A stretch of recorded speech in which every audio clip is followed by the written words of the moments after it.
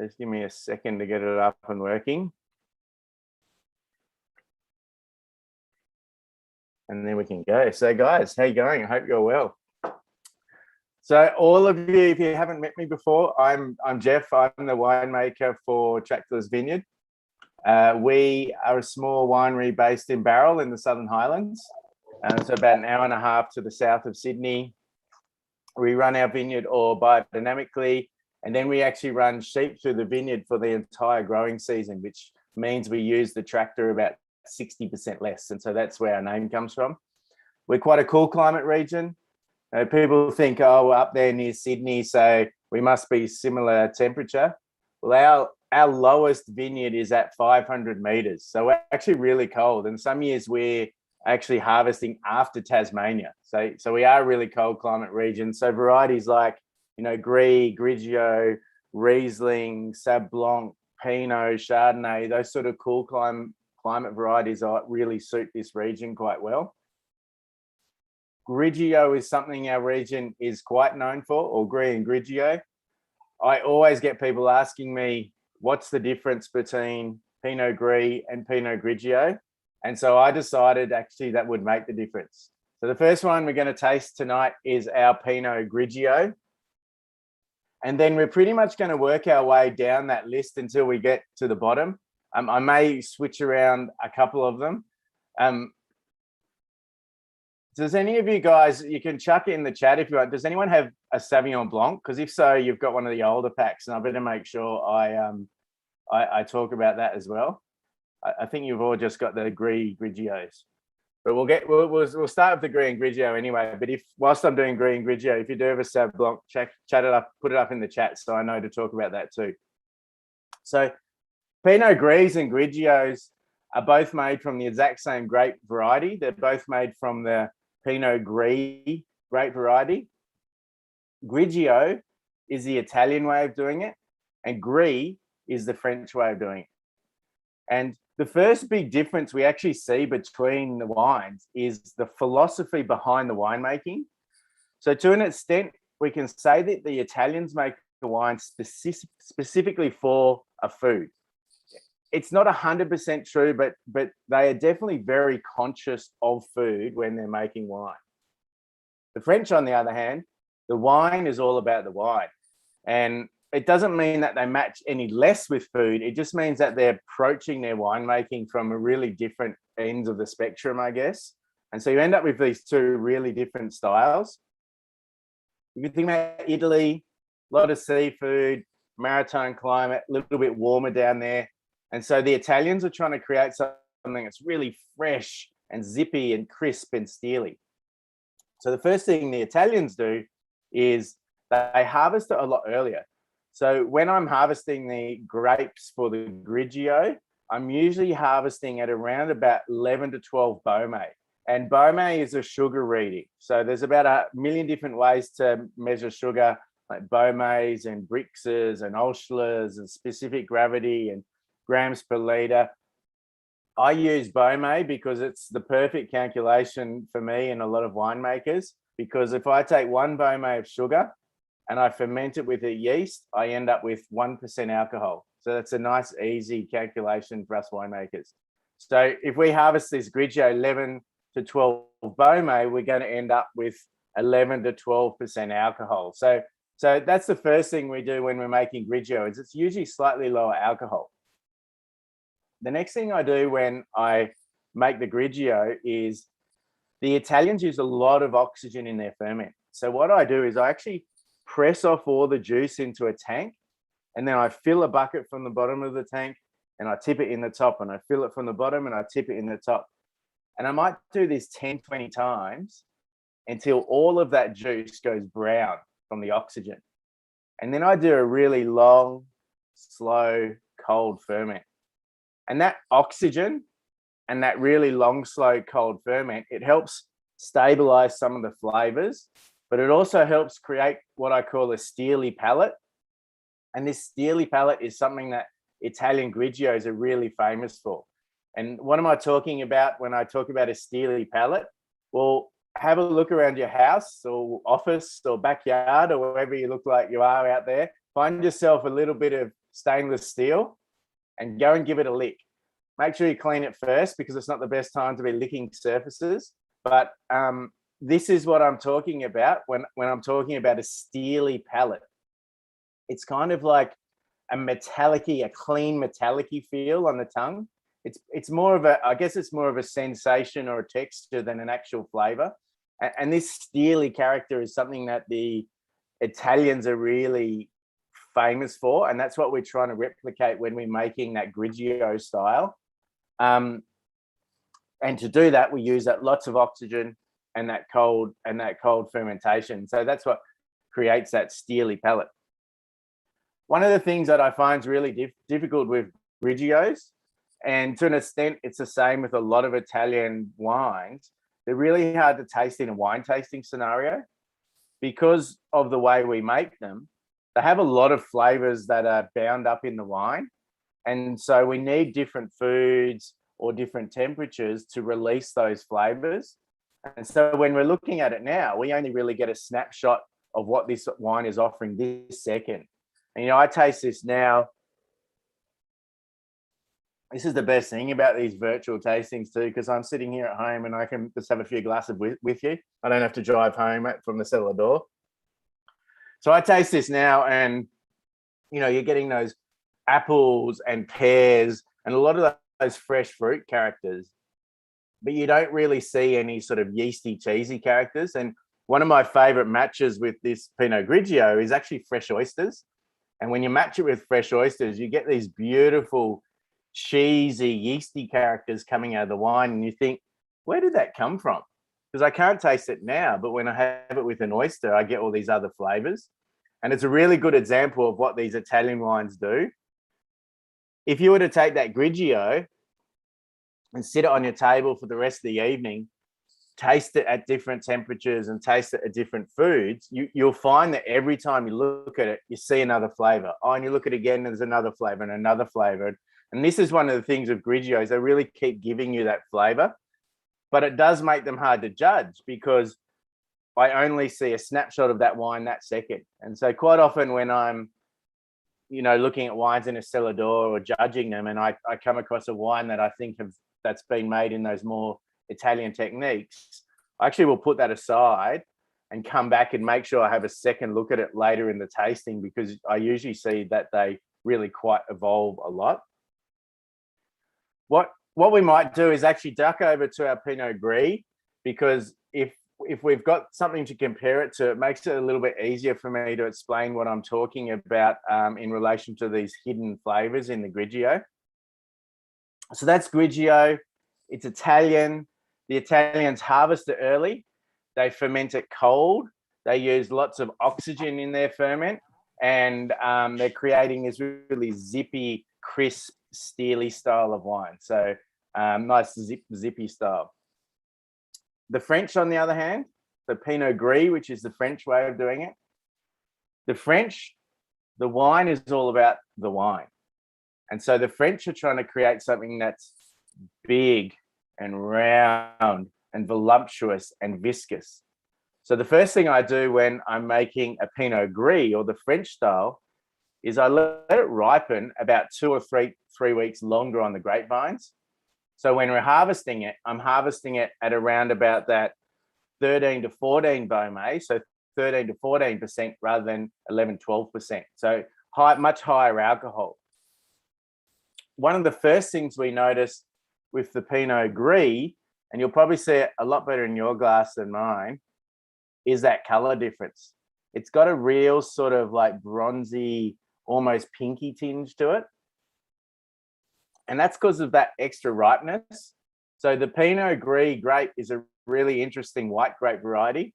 It's one of the only white grapes in the world that when it gets very ripe, it starts turning pink. And so when we get to that sort of high 12s, early 13s, the skins on the Pinot Gris start going pink. And it's actually where the name comes from, because if you have all these little pink berries on a bunch, and then that bunch is hanging out in the vineyard, from a distance, the bunches actually look grey. And the French word for grey is gris. So Pinot, because it's related to Pinot Noir and Pinot Meunier, and Gris because the bunches look gray on the grapevines. Now, the Italians, they never really get to see that because they're harvesting it nice and early before you get that color development. The Italians always get that more sort of greeny color in their wine rather than that pinky color. The French, letting it ripen a lot more, so they're getting a lot more color development, and so we're getting that little bronzy pinky color in the wine. That's the first thing you notice between the two, is that sort of bronzy color. The second thing you notice, and if you look really close at your glass, you're definitely not going to see it on my glass, you'll sort of look about here. You'll sort of see this rim of clear liquid on the glass, which is then dribbling back down into the wine. And we call that the legs of the wine. And what that is everything volatile.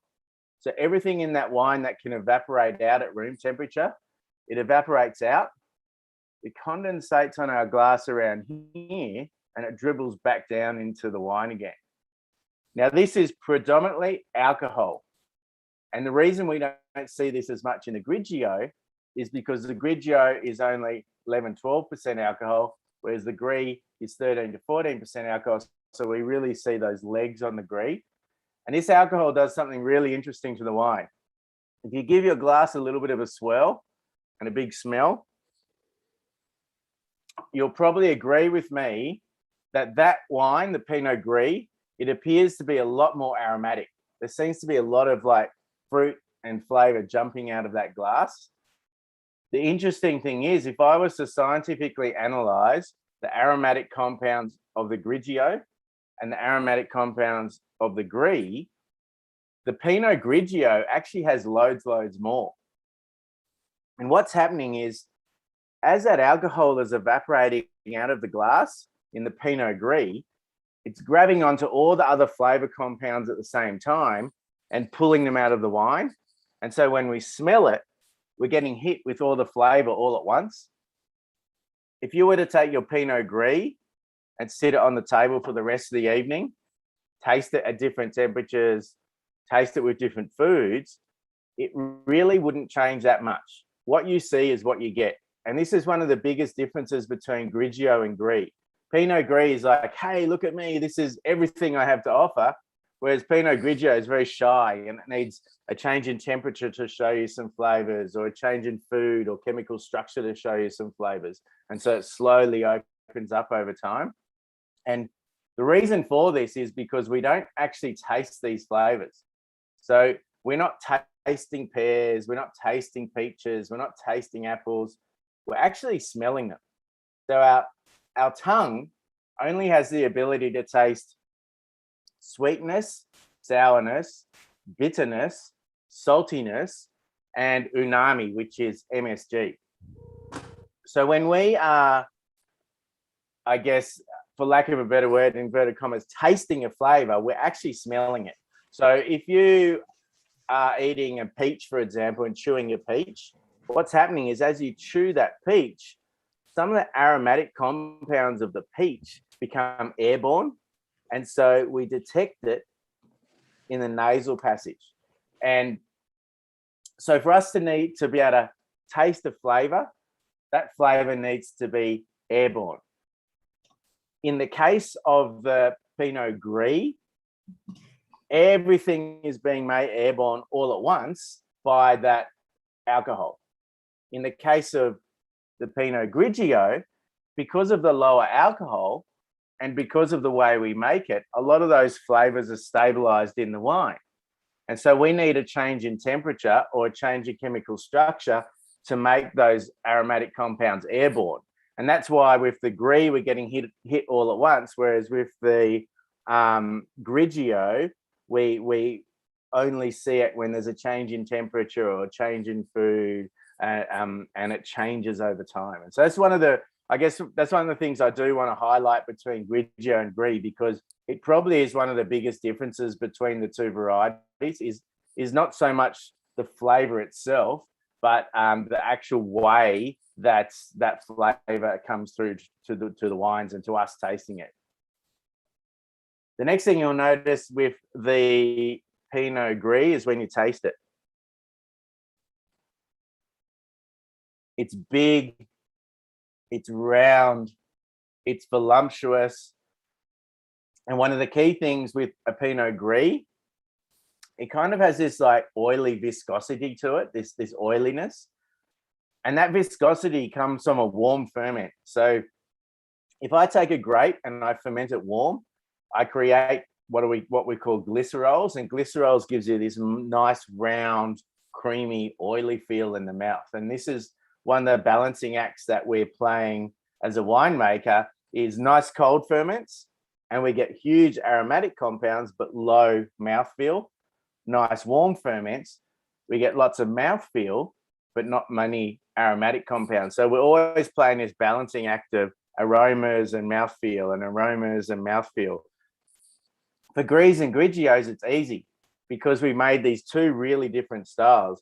We made this Grigio, which is all about aromatics and less about mouthfeel. And then we've made the Pinot Gris, which is all about mouthfeel and less about aromatics. Now, I've made these at like the ends of the spectrum. So I've made these the real traditional ways, Grigio at this end, Gris at this end. But you can imagine in real life, there's all those variations in between. And then there's this funny gray area right in the middle, which is sort of like a complex Grigio or a fresh Gris. And that's where most of the wines sit in the Australian market, is that middle area. So there's a little bit of confusion around what is Gris and Grigio in Australia. It's also a bit challenging for us in Australia because the terms Pinot Gris and Pinot Grigio are not actually controlled in our labeling law. And so when you walk into a bottle shop, it can be a bit of a lucky dip what you're getting. You know, I've worked for big companies before, and my background's consulting to big wine companies where we've made sort of a fresher Pinot Gris style. And in winter, we'll label it Pinot Gris, and summer we'll label it Pinot Grigio. So it is a bit of a challenge for us in Australia. Some of the tricks, you can get your bottle, have a look at the back label.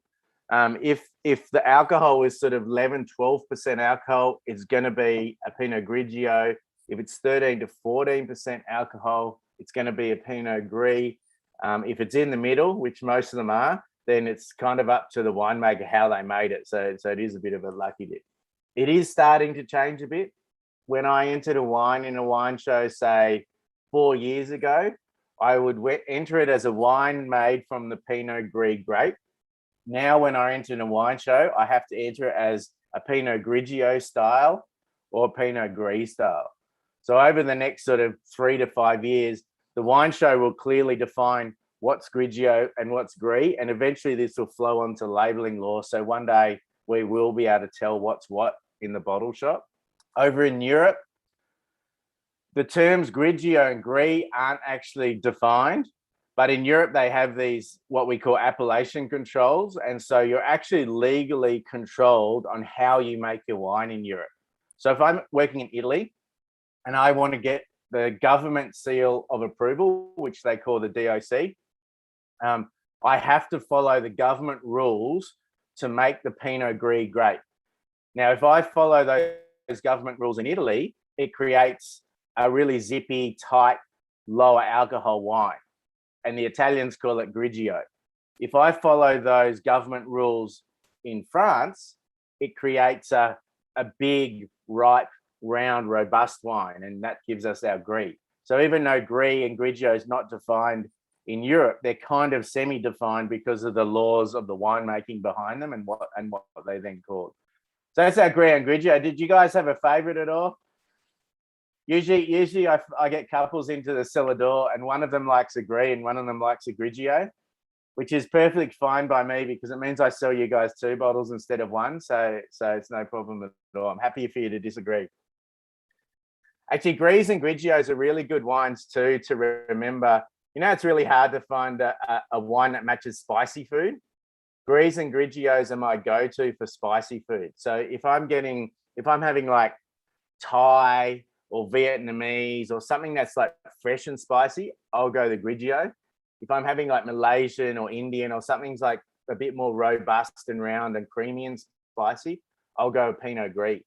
And for some reason, the Gris and Grigios, they can handle that spice level, which is really hard to find in in a wine matching, I find.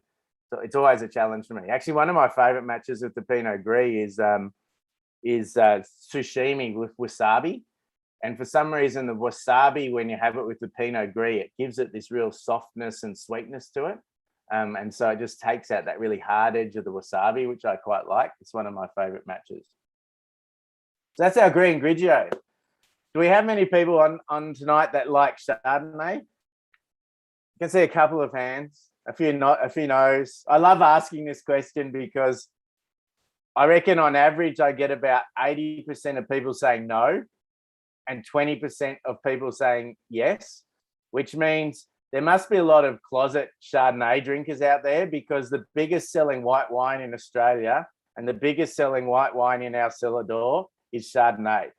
So I don't know, maybe Kath and Kim scared everyone away from admitting that they drink Chardonnay. I'm not sure what the reason is, but it's really funny. It's probably the wine that I have to fight the most to get someone to try it in our cellar door, but then it's the most sold white wine. So it's hilarious. I think it's a little bit to do with the history of Chardonnay. So we're going to taste our 18 first, then our 15. But, you know, if we think about the history of Chardonnay, we sort of went from the 70s and 80s, where we had these super oaky, super buttery styles. And then we went to late 90s, early 2000s, where we had these unoaked fruity styles. And I think a lot of us have a memory of something that's too oaky, or something that's too buttery, or something that's too fruity, or something that's not fruity enough, or not buttery enough, or not oaky enough. And we're all a bit unsure exactly what Chardonnay is. For me personally, Chardonnay is about balance. So I want to see oak, I want to see butteriness, and I want to see fruit, but I don't want any one of those characters to kind of overpower the other characters. I just want them all nicely balanced, working in a nice, you know, together. So I'm getting jealous looking at all these videos here. I can see all these beautiful cheeses being brought in on platters, all this great food, and I'm sitting here with nothing in front of me. I did try doing one of these tastings once as a food and wine match, but it was a complete failure because I had my mouth full of food the whole time. It did not work at all. So I just get to like drool over all the great food that you guys have. I've forgotten where I'm up to now, Chardonnay. So when you taste this Chardonnay, you sort of go through that evolution. It starts off with that nice little bit of vanilla-y oak. I don't use any new oak.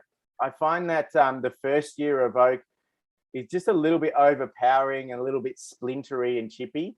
And so I only use 2, 3, and 4-year-old oak. You then get that little lick of butteriness before it sort of goes into mangoes and grapefruit and a citrusy finish.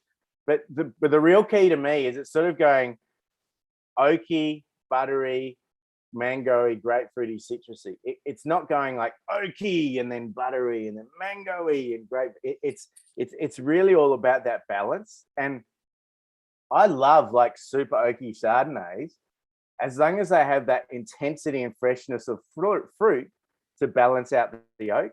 And I love super fruity Chardonnays as long as they have that balance of something savory and textural to balance out that fruit. So it really is about balance for me. I am a huge fan of Chardonnay. I said I did hundreds and hundreds of these virtual tastings last year, and I'm just getting back into the rhythm of the game now. But I said last year I was going to get hats made up that say "Make Chardonnay Great Again," because I really do think that it's a variety that we're making some of the best Chardonnays we've ever made in Australia, but we're just not talking about them anymore. You know, I went through that evolution. I've been making wine now 22 years. I've made oaky wines. I've made like fruity wines. I've made buttery wines. And now we're making these Chardonnays that are nice and balanced. And I think a lot of Australian winemakers have gone through that same evolution. And we are punching out some stunning Chardonnays now. You know, down in Victoria, you've got Yarra Valley, you've got Mornington, you've got Geelong. They're all putting out beautiful Chardonnays. Up here in New South Wales, we've got Canberra region, we've got Tumbarumba. I love some of the Chardonnays out of Tumbarumba, out of Orange, and of course our region as well. You know, so many winemakers are putting out these beautiful balanced Chardonnays but we're not talking about them. We're talking about Grigios and you know, all these fancy new varieties that are coming on the market, and we're not talking about Chardonnay. And so I am on a bit of a mission to bring Chardonnay back again, even if I don't convert you to being a Chardonnay drinker today. I do hope to at least open your mind up to tasting them a bit more, because we are seeing a lot more delicate, balanced styles of Chardonnay across the whole of Australia. And I think we do have memories of these overly fruity or overly oaky or overly buttery styles, and we are a bit burnt. I think Chardonnay might need a bit of a rebrand. So I am working on it, one Zoom session at a time. I'm working on a Chardonnay rebrand. So that's our 2018 that we just tried. I was umming and ahhing what else to put in next. And I am a massive, massive fan of aging white wines.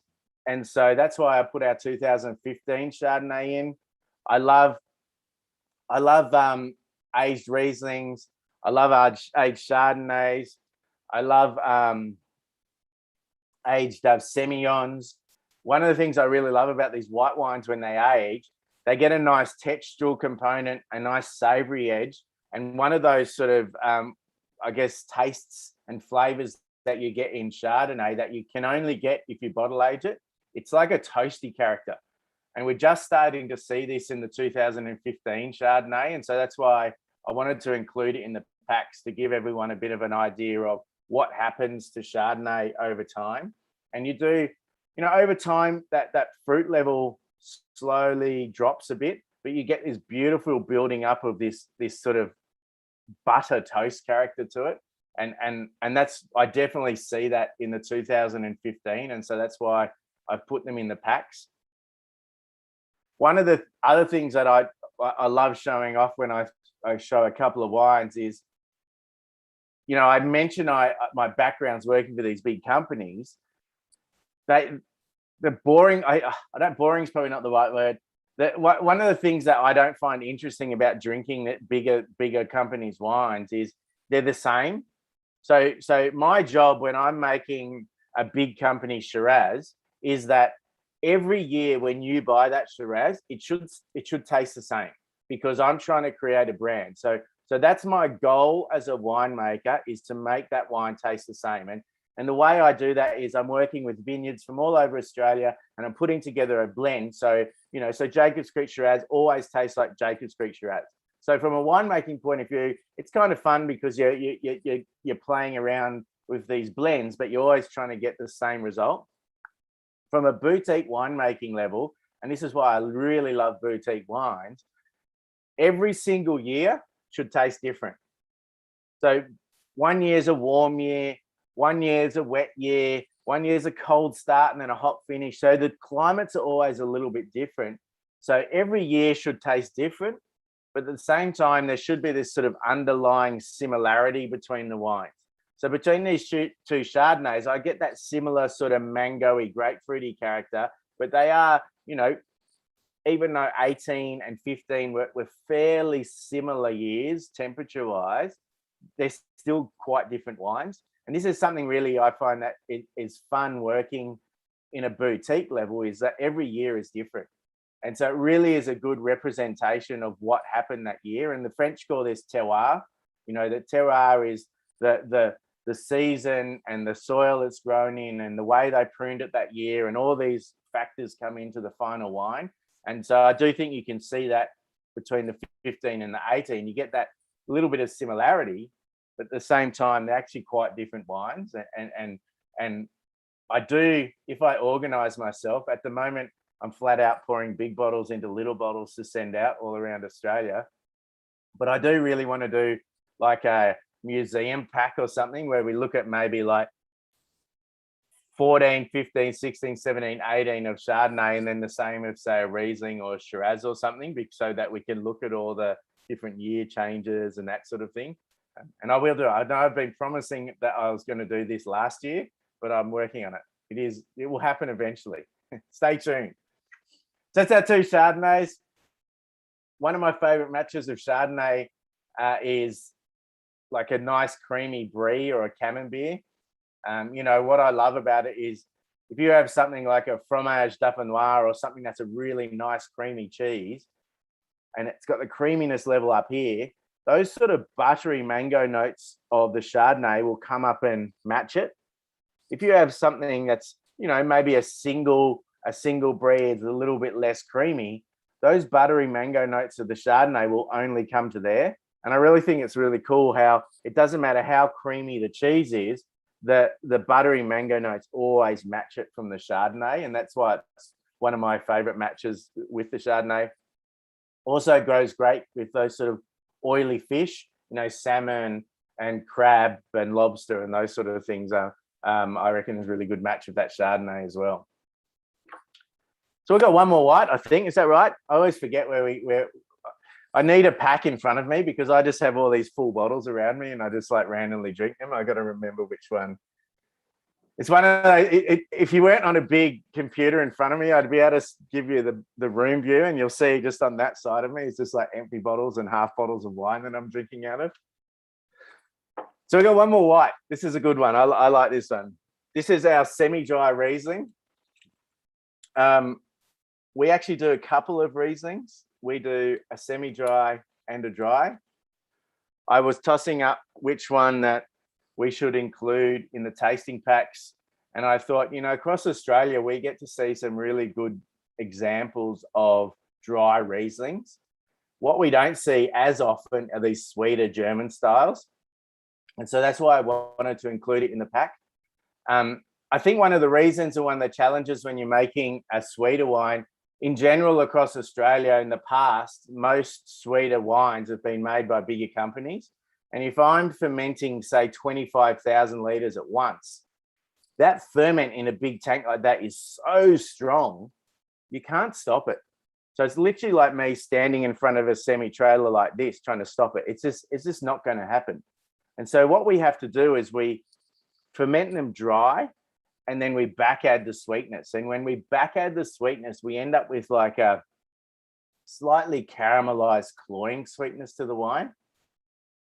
If we're making it in a more traditional German style, we can only do smaller batches. So we're doing 3,000 to 5,000 litres at a time.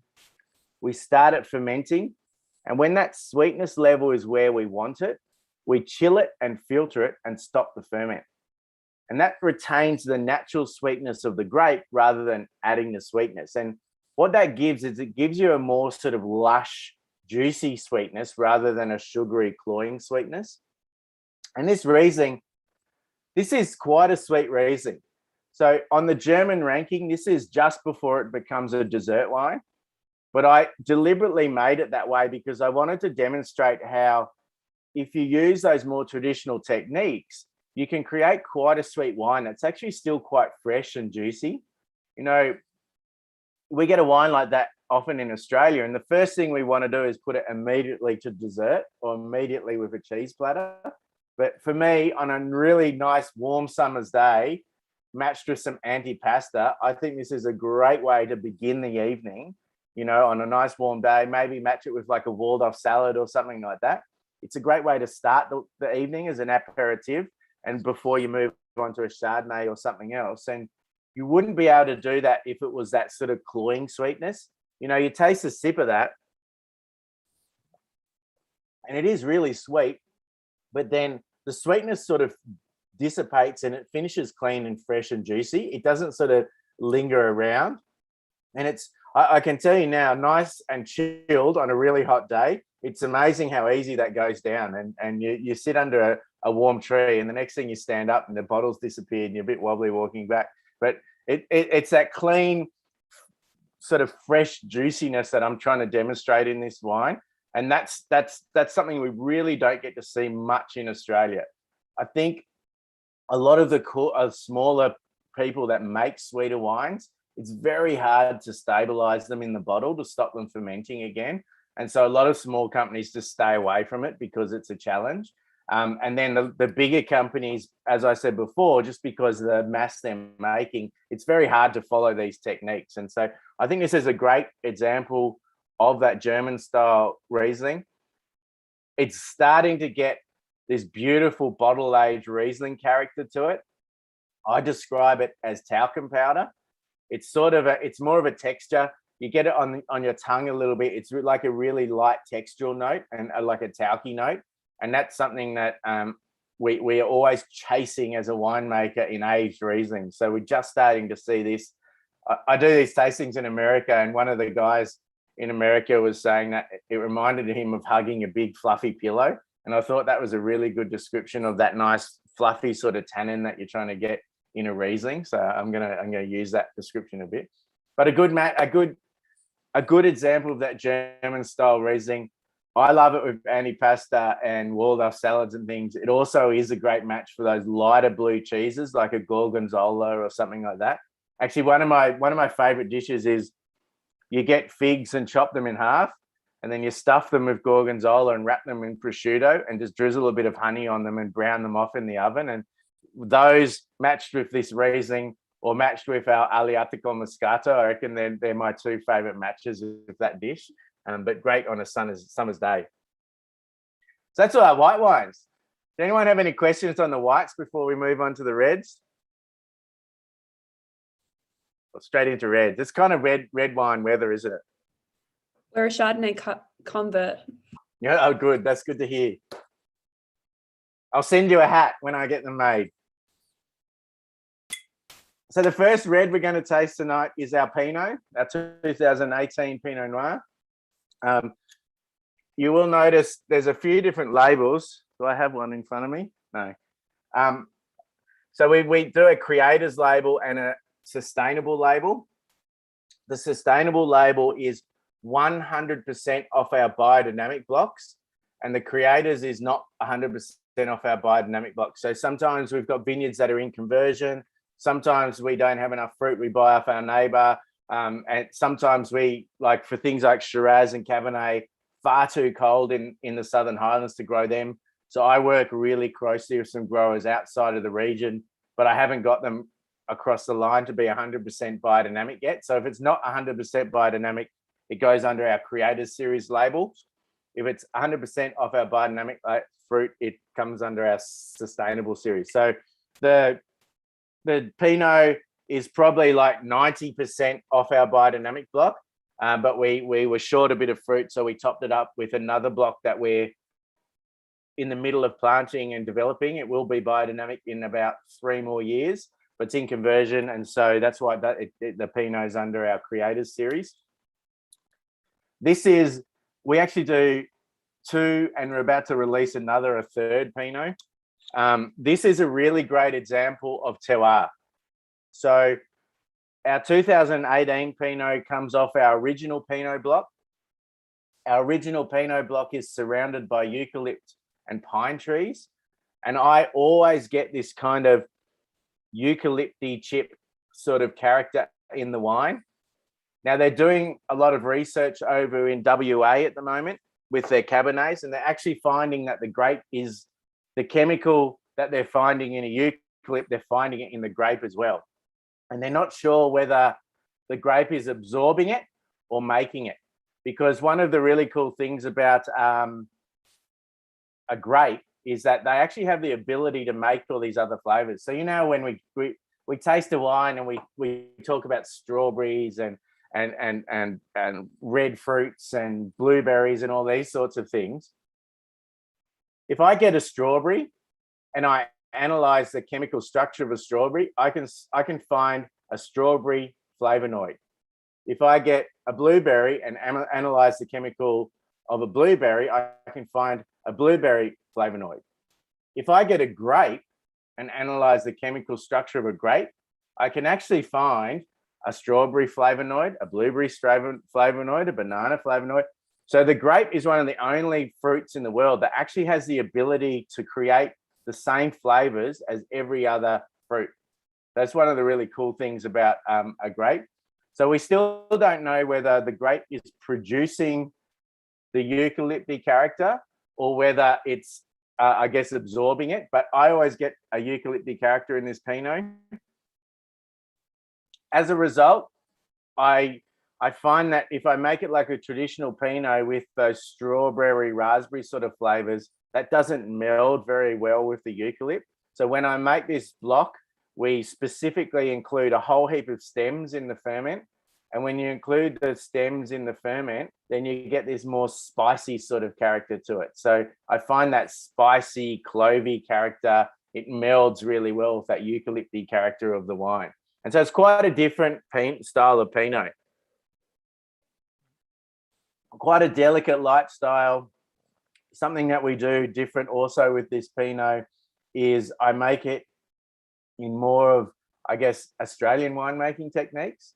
So I have talked a little bit about texture, and to get that nice textural component in wines, a lot of the techniques I use are a little bit more European. The problem with those European techniques is you get beautiful texture, but you don't get the same freshness and vibrancy of fruit. Whereas with these Australian techniques, you get more freshness and more vibrancy of the fruit. And so that's why I use those techniques with this Pinot to give you that sort of crispness and that freshness. Oh, look, more cheese platters coming out. This is really unfair. So that's our Pinot. It is quite a different Pinot. It's definitely a more spicy, savory, eucalypty style of Pinot. And we deliberately kept it that way because it does represent that block. Like that block always has that eucalypty character. So we wanted to be true to style. And so we've made it and enhancing that. Next year, when our new block comes on, we've got another block of Pinot that's away from the eucalypts.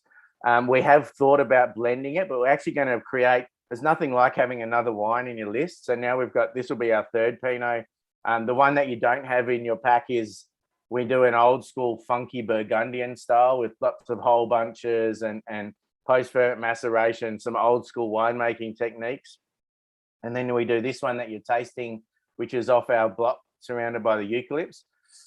And then we're going to do another one, which is made in similar techniques, but without the stems from the block that's away from the eucalypt. And I'm hoping that we'll be able to compare the two and you'll be able to taste eucalypt in one and not eucalypt in other. So next year we'll find out whether this experiment works or not, whether we can actually taste the difference, because I haven't finished making that wine yet. So that's our Pinot. I think on our list you had the Merlot first, but I like doing the Pinot first. Next up, we are going to try our Merlot, I think. Yeah, Merlot. Let's do our Merlot next. Normally I put our Merlot in a blend that we call the Lost Flock. The Lost Flock is a 5 variety blend that we do. It's actually one of our most popular reds. Unfortunately, I've sold out of it and we're just about to bottle our current one. In 2015, I didn't put all our Merlot in that blend because it had this amazing structure to it. And in Australia, I normally struggle to find fantastic Merlots. I find them, they're great fillers. They're sort of soft and round and plump and jammy, but they quite often lose that nice structural component. But in 2015, I got this beautiful textured structural component in the wine. And so I separated a portion of it out from the Lost Flock blend and I bottled it separately. And so that's what this is our separated out bit. And I think it's a great structural version of, it's probably one of the best Merlots that I've tried around Australia by itself as a single Merlot. It's a shame because our blend, the Lost Flock, was a really good segue into my sheep story. And now I don't have a segue into my sheep story. So I'm using the fact that I don't have a segue to segue into it. So you get my sheep story now. So I mentioned the sheep earlier on in the tasting today, and the sheep are really now a major part of our whole winemaking process. It started back in 2013. We had a caterpillar problem in our vineyard, and the biodynamic philosophy says that if you have insect problems on your land, it's because you don't have enough animals. And so we started experimenting with sheep. And so first we tried Dorpers. I thought Dorpers, easy. They're wool sheds, so you don't have to worry about shearing them. They're easy to look after. So great, we got all these Dorpers. Well, a Dorper is pretty much like a goat. and they ate half the vineyard. And so that experiment did not work at all. I grew up on a sheep farm. I grew up on a merino farm, and merinos are what we call grazing sheep. So a dorper is a browsing sheep, which means they kind of look everywhere for food and they'll just eat it. A merino is a grazing sheep, which means they only look inside their feeding zone for food, and they don't look outside of their feeding zone until they've eaten all the food in their feeding zone. So the merinos, they kind of work. The grapevine sat here, which was outside of their feeding zone. The bunches hung down just inside their feeding zone. So what we did is you ran these 2 electrical wires underneath the bunches to stop them from eating the bunches. And this kind of worked. The problem that year was that when the electricity went out for 2 hours, it's amazing how many grapes a sheep can eat in 2 hours. So we lost a lot of grapes that year, but we were getting closer. Eventually, we found a rare breed of sheep called a Hampshire Down. They're a breed from the UK. Actually, if I turn off my video for a sec, you can sort of see them in the background of my photo there. They've got the little black faces and then the wool that comes down over the face. So the other UK breed that looks similar is called a Suffolk, and that's the whole, they've got a whole black head. They're a little bit too tall. So we use these Hampshire Downs. They're a grazing sheep, which is the same as a merino. The biggest difference between a Hampshire Down and a merino is a Hampshire Down is 2 inches shorter. So what it means is with the merino, the bunches are just inside their feeding zone. With the Hampshire Down, the bunches are just outside of their feeding zone. So it means we can run these sheep underneath the vineyard for the entire growing period. And this has changed everything for us. It's solved our caterpillar problem. I don't know why I didn't think about it at the time, but guess what? Sheep eat grass. So it's also solved one of the most expensive problems we have in a vineyard, which when you go organic or biodynamic, because you can no longer use herbicide, it's really expensive to manage the grass. You spend a lot of time mulching and cultivating and whippersnipping, but now the sheep do that all for us for nothing. And so they really have fundamentally, they've taken something that was, I guess, a philosophical but expensive choice to go biodynamic, and now it's become, with the sheep running the biodynamic principles, it's actually a cheaper way to run the vineyard than a normal industrial vineyard. So it really has fundamentally changed the way we run things. One of the big challenges for us is it is a rare breed of sheep. We started with 10. We now have about 120, 130. We need 250 to efficiently run our vineyard. So we're still madly trying to breed them. I mentioned that I did do a lot of consulting to big companies, and a lot of companies have come to me to find out how we're doing it. They're really interested in changing the way they do things. Unfortunately, we just can't get the numbers of sheep for these big vineyards, but they really have fundamentally changed everything that we do. You know, they're part of the reason we're so sustainable. I mentioned about the tractor, saving the use of the tractor. If I take a normal industrial vineyard and convert it to organics or biodynamics, I probably increase my carbon levels double. If I then, that's the carbon levels in our soil. If I then take biodynamics and add the sheep to it, I almost double our carbon levels again. And so we're running the sheep in these really regenerative fashions, which is changing our soil and increasing our carbon, and the soil's getting more healthier and happier. And so I am a big believer of regenerative agriculture and how it's going to save the world, but that's a whole nother 2 or 3 hour Zoom session that we can talk about. But we're here to taste wine now. So that's our Merlot. It normally goes in our Lost Block blend, but tonight we're tasting it by itself because the 2015 was an absolute cracking Merlot, and so that's why I've separated it out by itself. I'm just madly watching the time because I've got another session on straight after you guys, private session, and I'm notorious for making my stories get longer and longer the more glasses of wine I have. So the next one we're going to taste is our Nebbiolo. I love Nebbiolo. I'm a huge fan of a lot of Italian red varieties. Nebbiolo traditionally comes from the Barolo region of Italy.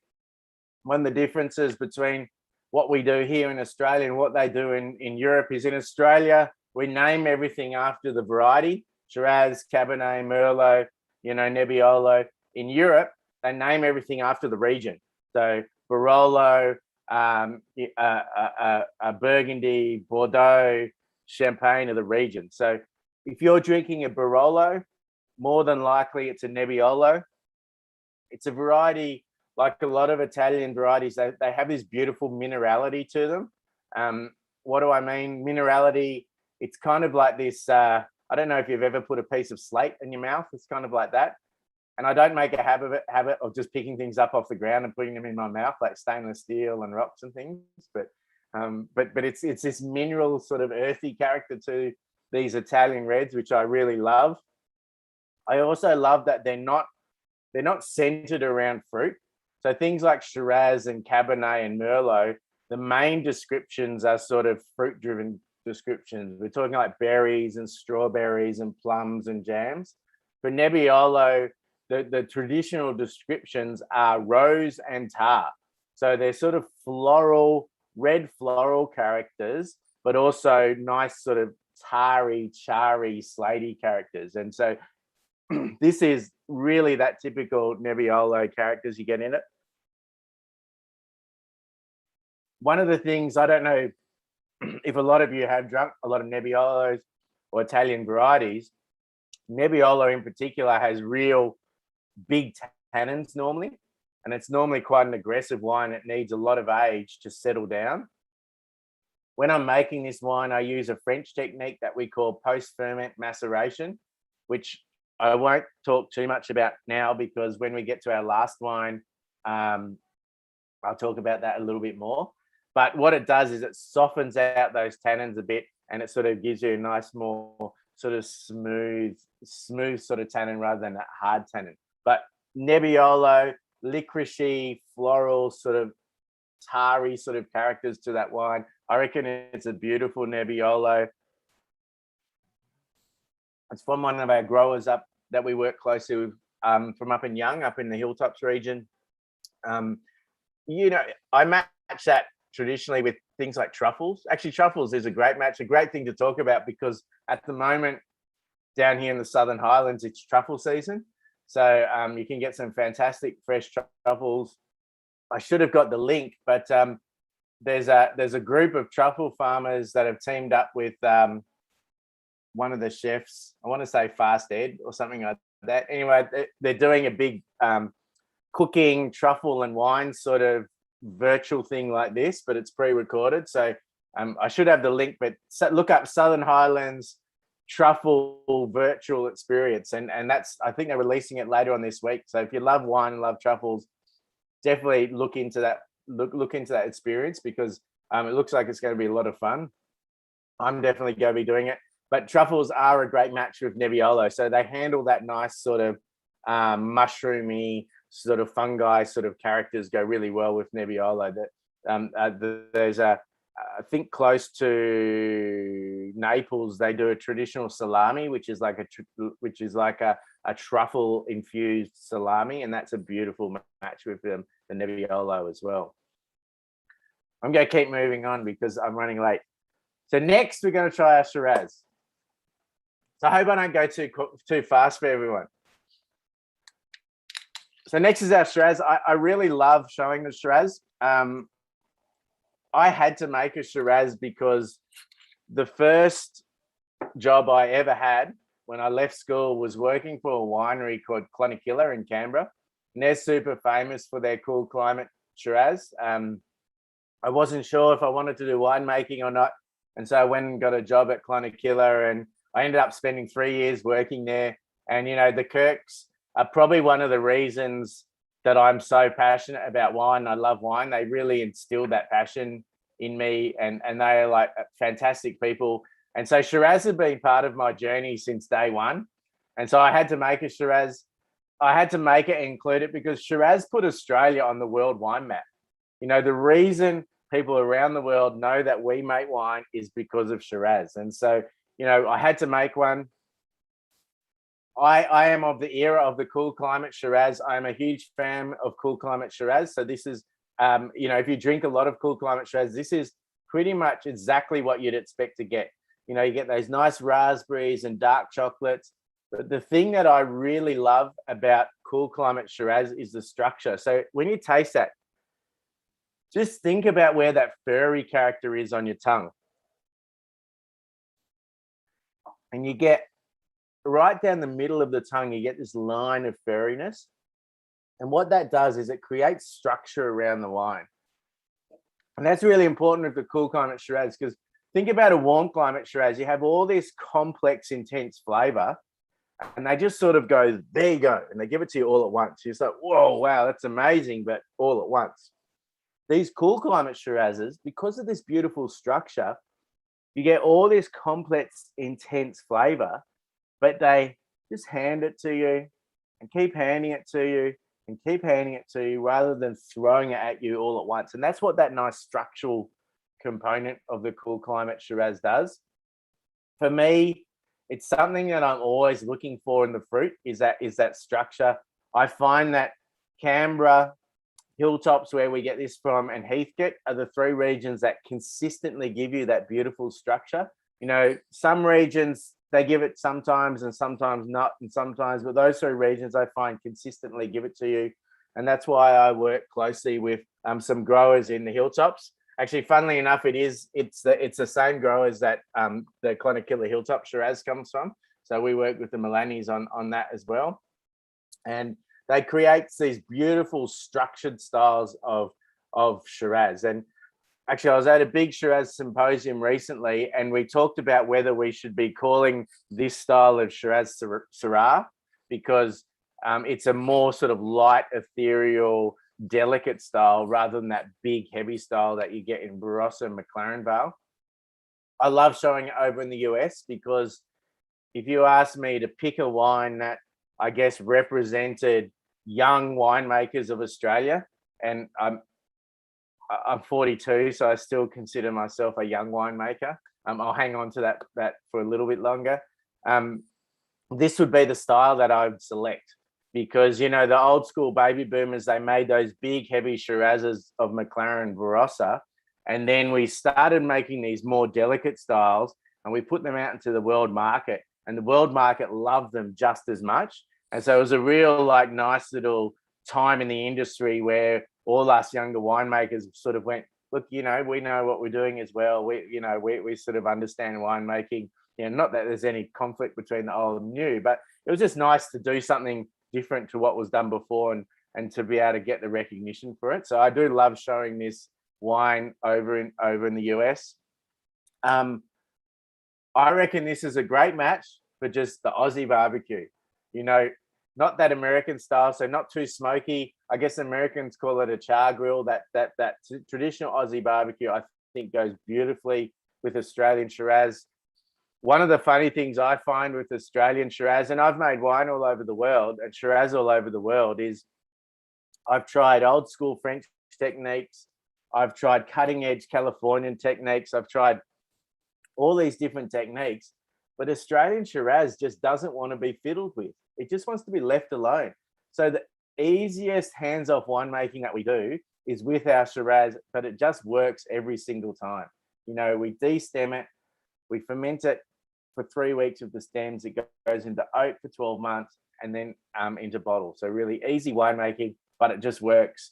And you get this Shiraz style, which is typical cool climate Shiraz. You know, if you walked into a bottle shop looking for a cool climate Shiraz, this is pretty much exactly what you'd expect to get. So it's a great example of that cool climate style. So we got one more, and this is a really cool one to end on. And then you guys are free to party on as long as you like after that. When I was at uni, I was really lucky. I got to try some amazing wines because I think there's about 10 people doing the winemaking degree when I went through uni, and 2 years after me, there was about 200. So I got to try these amazing wines. And I remember one of my lecturers, Nick Bulliard, was telling us this story about the wine. He was walking down the street in Adelaide, and he walked past this pub that was being renovated, and out the front of the pub was this skip bin. And he happened to look in the skip bin. At the bottom of the skip bin was this 375 ml bottle of wine. And so he's jumped in, he's grabbed it, and he brought it to uni, and we all tasted it. Anyway, it turned out to be a 1956 McGill's Burgundy.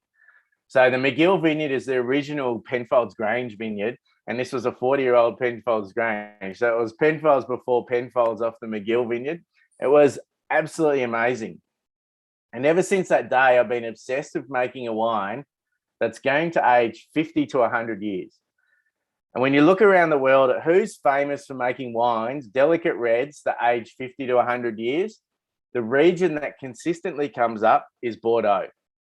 And the Bordelais created this technique that we call post-ferment maceration. And what that is a lot of people don't realize, but if I take a red grape and I squeeze it, the juice and the pulp inside is actually white. So to create a red wine, I need to extract all those colors from the skins. And so what we do is we ferment it with the skins for 3 weeks, and then we press it off. If I then leave the skins and seeds and things sitting with that wine after the ferment, we call it post-ferment maceration. Now, in Australia, we play around with sort of 1-2 weeks to 1-2 months. In Bordeaux, they routinely leave it 12 to 18 months on the skins. And the theory behind it is it creates these wines that's going to age a long time. So 2 of the problems we have when we're aging wines, one of them is the fruit level. So imagine I've got a wine and the fruit level's here. And as I age that wine, the fruit level's dropping and the savory level's coming up. And when they're about the same as the best drinking, and that might be 10, 20 years. So if I want to create wine that's going to last 50 to 100 years, I need to start with a huge amount of fruit and stable fruit. So when it balances out here. So that's the first problem when we're aging wine. The second problem is a structural problem. And you know, when you have a young Cabernet, it has those tannins that sort of stick to the side of the tongue. They're really chalky, edgy tannins. Those chalky, edgy tannins are short chains. And when you age a bottle of wine, those short chains join into long chains, and the long chain is soft and velvety. So that's one of the good things that's happening when you age a bottle of wine. So imagine I have a bottle and I have 100 short tannins in it. And as I age that bottle, those 100 tannins join up to 50 tannins, and then they join up to 25 really long tannins. So I've got 25 of these beautiful, juicy tannins. The problem is 25 is not enough, and the whole structure of that wine falls apart, and it's called cracking up. So this technique solves these problems. You've got a tank of wine, and you have all the skins and seeds and stems sitting in that tank. And so what I've got for 18 months, I've got thousands and thousands of these short chain tannins floating around the tank, which forces them together into a long chain tannin. And so when I bottle that wine or this wine, I'm bottling it with 100 long stable tannins rather than 100 short unstable tannins. So that's how this technique solves that structural problem. The fruit problem, I have absolutely no idea how the French figured this out, because at no stage does it taste fruity. I remember it would have been about 3 months. 3 months it's been sitting on skins. I went out to the winery and took a sample. I smelt it, tasted it, and I thought, oh my God, I've completely ruined this wine. It tastes absolutely disgusting. And I started calling some winemaker friends and some mentors in industry. Guys, have you guys tried this? Like, what happens with this technique? And they all said the same thing. They said, yeah, we tried it. You get to about 3 months and it tastes terrible. But don't worry, Jeff. We pressed it off. We put it into oak, and you can blend the flavor out. So don't worry about it. You can press it off and save it. So everyone in Australia is saying, don't worry, you can save it. Everyone in France was saying to me, no, you just got to leave it. And so at the time, this Tractorless Vineyard was a side project. I was doing a lot of contract work. So I thought, you know what, I'm just going to leave it. So I left it. And I left it 12 months and I tasted it. And it really wasn't that much better. And then I waited 18 months and I could taste that the tannins had sort of polymerized and softened out, but it really didn't taste fruity at all. And then I put it into oak for 18 months. And I remember bottling this wine. I remember thinking, am I doing the right thing here?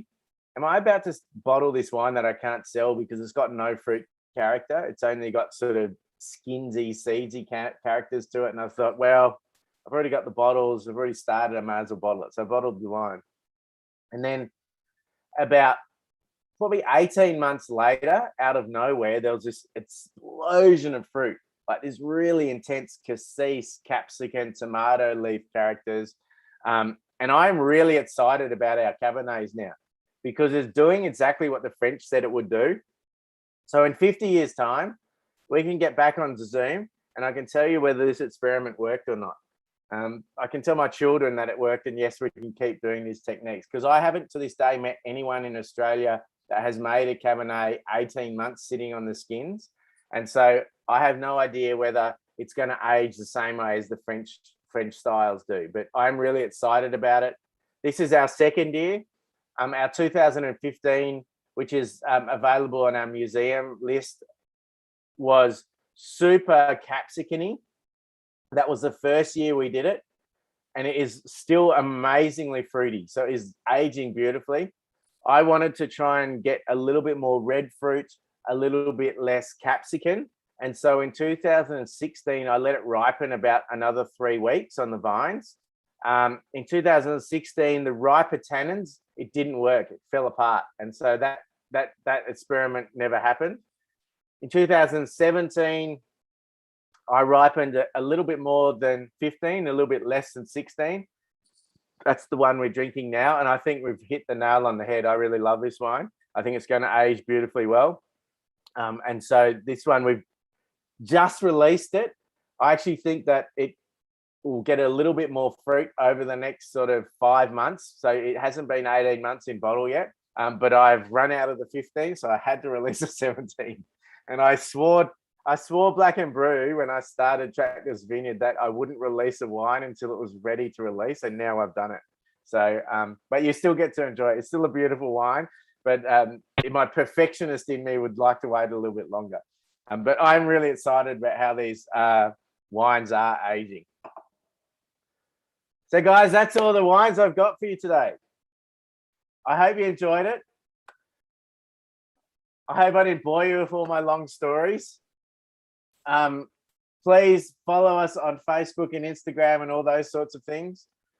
If you do end up buying some wine from us, which of course I'd love you to, please do not get confused. I know it's been, 18, when did we first go down to lockdowns in 2020? It's almost been 2 years ago. But I still haven't fixed our website. And so you're going to end up at a bottle shop down the South Coast called Vincennia Cellars. Don't worry, that is where you're meant to be. They process our orders and send it to us. So maybe in the next 12 months, I'll fix our website out, but that's where you're meant to be. But guys,